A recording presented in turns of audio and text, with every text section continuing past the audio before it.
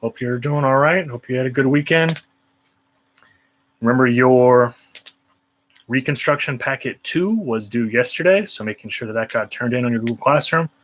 And your Record of Our Times packet, the journal that you've been keeping throughout quarantine, is due today. So making sure that you're in different areas, okay, in different places around the world. Very similar systems have been set up. Okay, but we are focusing on the system in the American South. Okay, so please make sure that you have the document about sharecropping open. Okay, it was on your Google Classroom. Okay, so we're going to go through that. There are 2 documents. Okay, we're going to go through both of them today, and there are 4 questions based on those documents for you to answer. Okay, and that is due today. So make sure that you are getting that done. All right. So taking a look at document A, farming.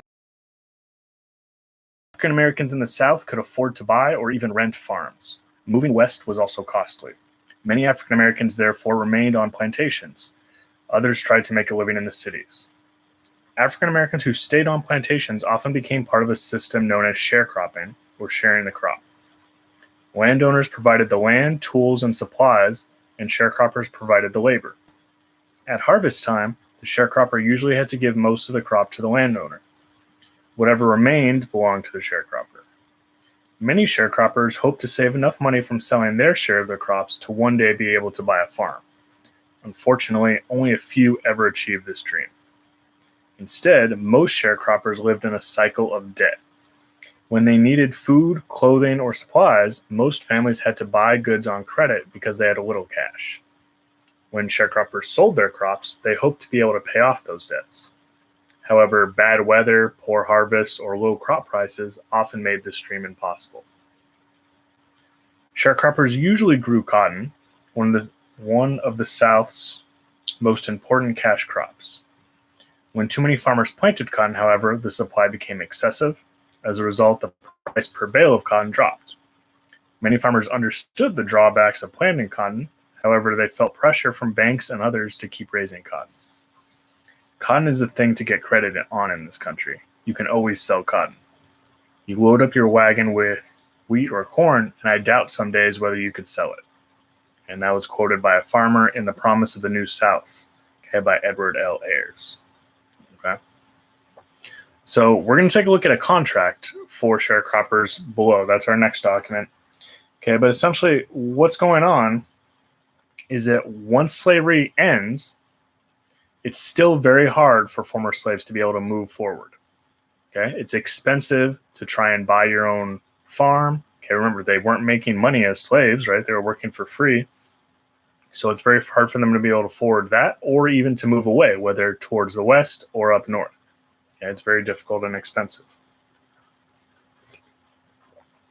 Plus, this is what they've known their whole life. They've known farming. They know this area for them to stay in many cases. Okay, so many former slaves stay and end up working on the same they worked at while they were slaves. Okay, now they are free, okay, but they're going to get stuck in this system known as sharecropping.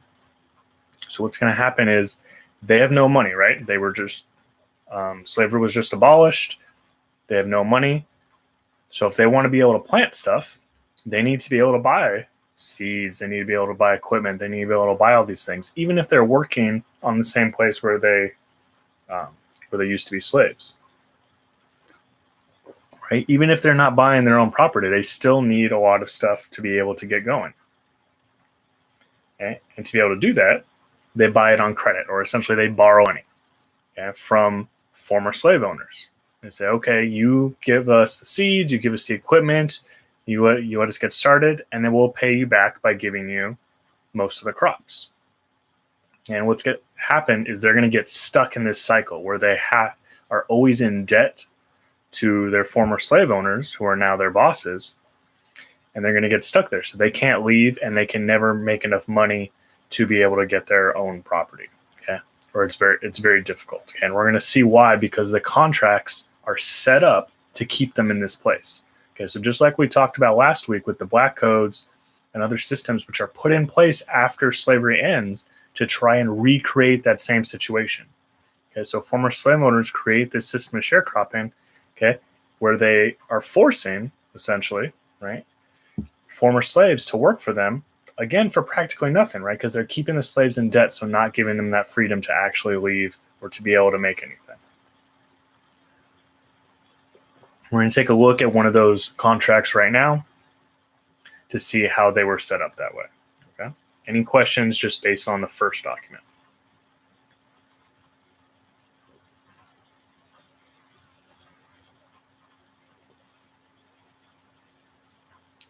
No? All right. As always, if you do have questions, just place them right here in the stream. I'll do my best to answer them. Okay, so we're going to take a look at document B now. Okay. Again, these documents are on your Google Classroom. Okay, so this one is a sharecropping contract from 1882. To everyone applying to rent land, the following conditions must be read and agreed to. Land rented by sharecroppers, I agree to furnish the mule team, plow, and farming. The sharecroppers are to have half of the cotton, corn, peas, pumpkins, and potatoes they grow if the following conditions are complied with. But if not, they are to have only 2/5.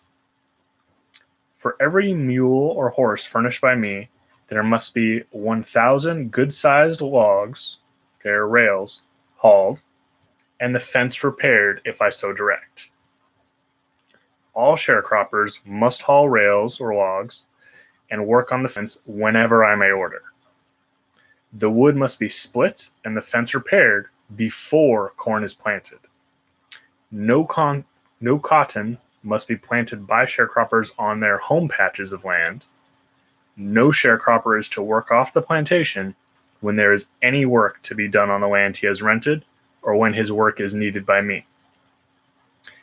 Every sharecropper must be responsible for all farming gear placed in his hands, and if not returned, must be paid for unless it is worn out by use.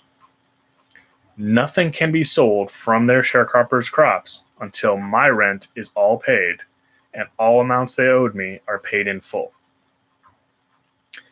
I am to gin and pack all of the cotton and charge every sharecropper an 18th of his part, the cropper to furnish his part of the bagging, ties, and twine. The sale of every sharecropper's part of the cotton to be made by me when and where I choose to sell, after deducting all that they owe me. Okay, and this is from the Grimes Family Papers, okay, which is at the University of North Carolina. So we're going to break down this contract, okay, to see what's going on. Okay. So anyone who rents land, they have to agree to this contract. Okay, if they don't agree, then they can't rent the land. Okay, and it must be read to them, right? Because remember, being educated is very uncommon, okay, for former slaves at this point. So we saw last week the Freedmen's Bureau trying to end that and try and provide schools, okay, and education, okay.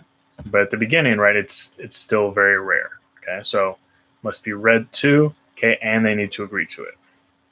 For every 30, the former slave owner, okay, is going to provide the mule team. Mules are a cross between horses and donkeys, okay, which are used to pull plows. He's also going to provide the plow and any other farming implements. Okay, so all these big tools, the owner is supposed to provide them. Okay. At the end, the sharecroppers are going to get half of the stuff they grow. So half the cotton, corn, peas, pumpkins, potatoes. If they meet all the conditions below, then they're going to get half of whatever they grow.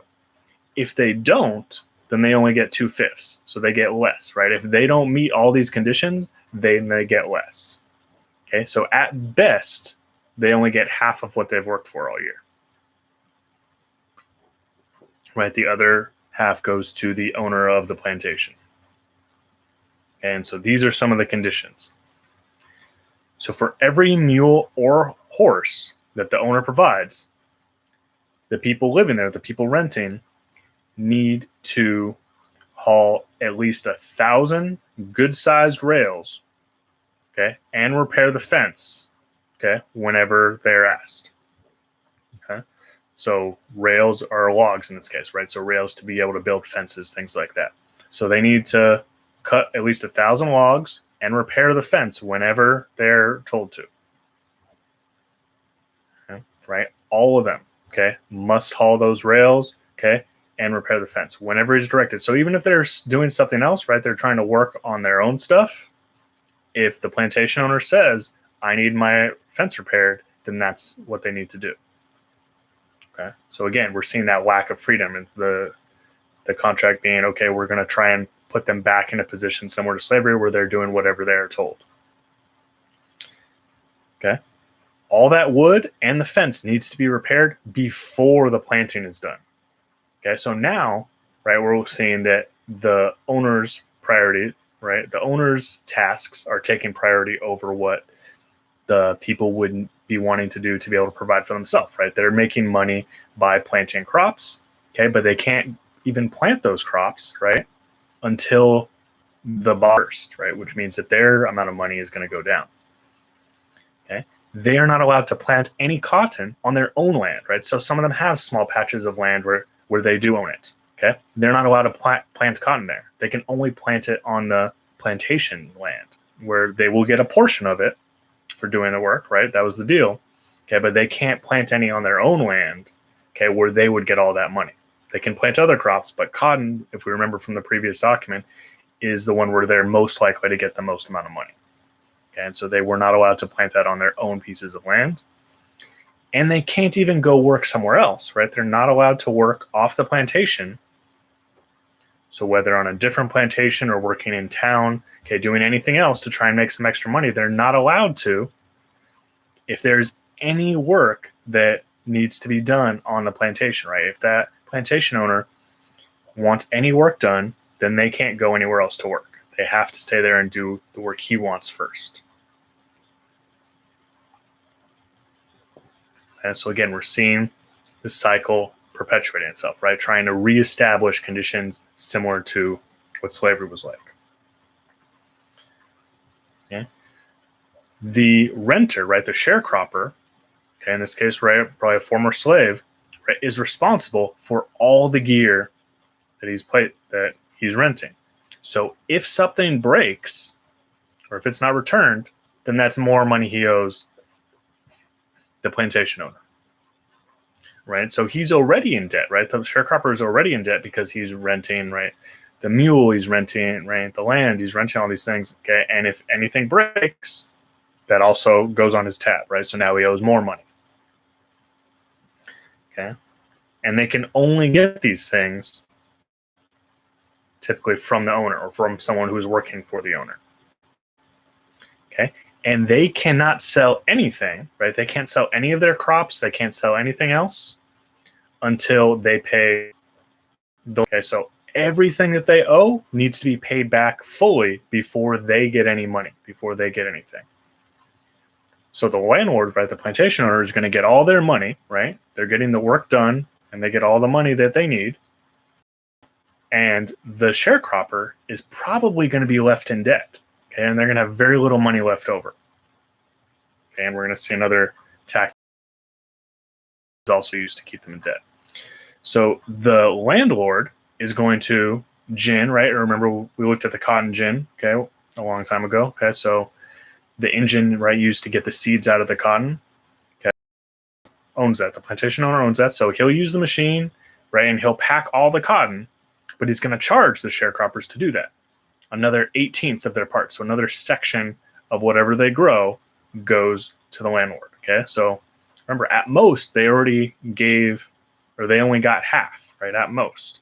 And now they're giving him another portion, an 1/18.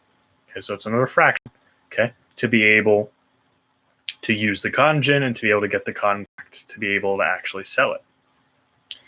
And the sharecropper needs to pay for himself, right? All the bagging, all the ties, all the twine. Twine is like string, right? All the stuff that you would need to be able to pack the cotton or pack the other vegetables or whatever else you're growing. All that stuff needs to be provided for by the sharecropper. Okay. So that's probably more money, right, that they need to pay, or more debt that they're going into to be able to provide those parts of it. Okay. And the sale of every sharecropper's part of the cotton, right, is made by the plantation owner. Okay, they're the ones selling whenever and wherever they choose. So maybe as a sharecropper, you're like, I need this money right now, right? I'm trying to get started, right? I'm trying to build build for myself, right, now that I'm no longer a slave, okay, the plantation owner can take their time. They can do what they want, and they can sell it wherever they want. So maybe they sell it someplace where they're going to get a lower price because they'll still be okay, but you'll get hurt by the lower price, right? Because you're the one who's in more debt. Okay. And again, everything that the sharecroppers owe to the plantation owner gets paid first, okay, before they get any of the money.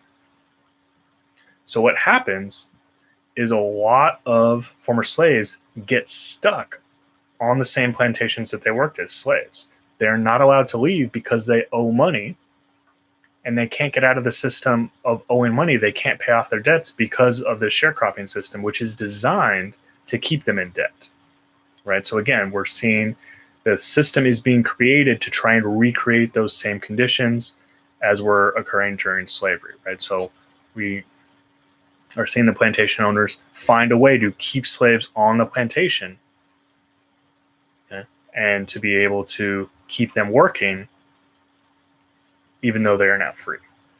Okay, so seeing recreations of these systems.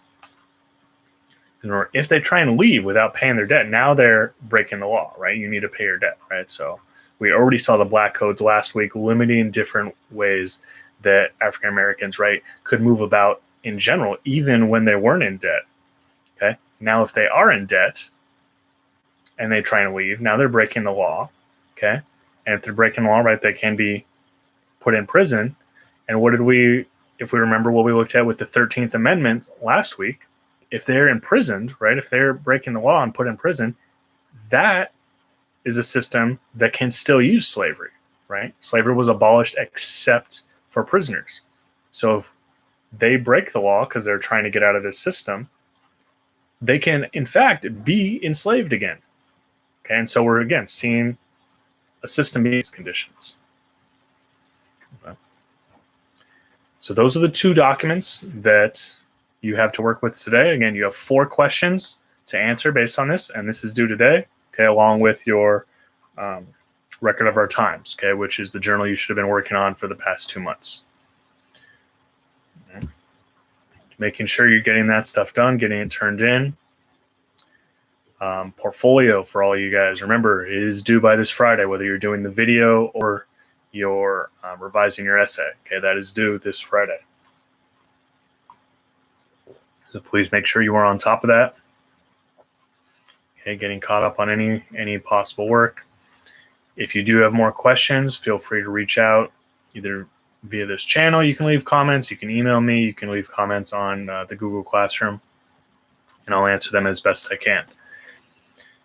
For the rest of the week, okay, we're going to be examining the KKK, okay, and different white terrorist organizations that arise in the South during this time period of Reconstruction. Okay, and we're going to see their tactics, okay, how they arose, okay, the different ways they were dealt with, and things like that. Okay, so make sure we are staying on top of our work. Okay, we're almost there, almost at the end of the year.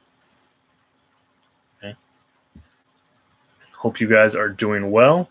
Please reach out if you need anything, and I will see you guys later. All right, goodbye.